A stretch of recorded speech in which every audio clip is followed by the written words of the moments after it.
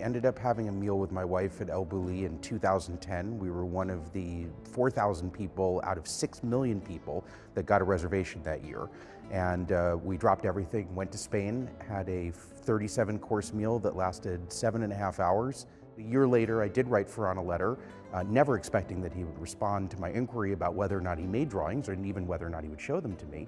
But he said, actually, I would like to show them to you. And I think I just happened to find him at a very fortuitous moment, because he had rejected many offers from other museums to make exhibitions.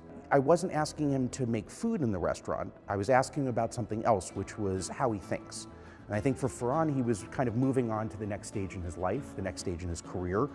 Creativity, which is the title of this show, Notes on Creativity, was something that he was spending a lot of time thinking about. After our conversation, he understood that I was going to be serious about this, and I wasn't interested in making El Bulli at the Drawing Center. I was interested in understanding how Ferran uses visualization to think. In some ways, I think that his methodology is to first try to understand things and exchange information through visualization, through making maps, charts, through flow charts, through simply drawing something. I mean, imagine I said to you, here's my grandmother's recipe for an apple pie, but all I did was draw the apple pie and I gave that to you.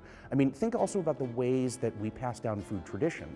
It's either oral or it's written, but it's not drawn. Maybe in order to break down the dogma of food and of recipes and to change what a recipe might be, that they were gonna have to start from another place. And that place, I don't want to say was pre-linguistic, but it was definitely outside of language, because what they were doing was really looking at ways to draw, to sketch, to doodle as ways of unlocking new ways of thinking about food and gastronomy. My hope would be that people walk in here, they understand something much more profound about food, they understand something about being a creative person, they understand what that process might entail. And that process for Ferran is not going into a cave and coming out with an idea. I would ask him, you know, maybe creativity is just about chaos. He said, no, no, no, no. You need total structure until you get to the edge of the cliff, and then you can jump off the cliff. And so in some ways, I think that that would be one of the things that I would hope people would get out of this, is that to be a creative person, you do have to put in hard work. You have to understand what came before.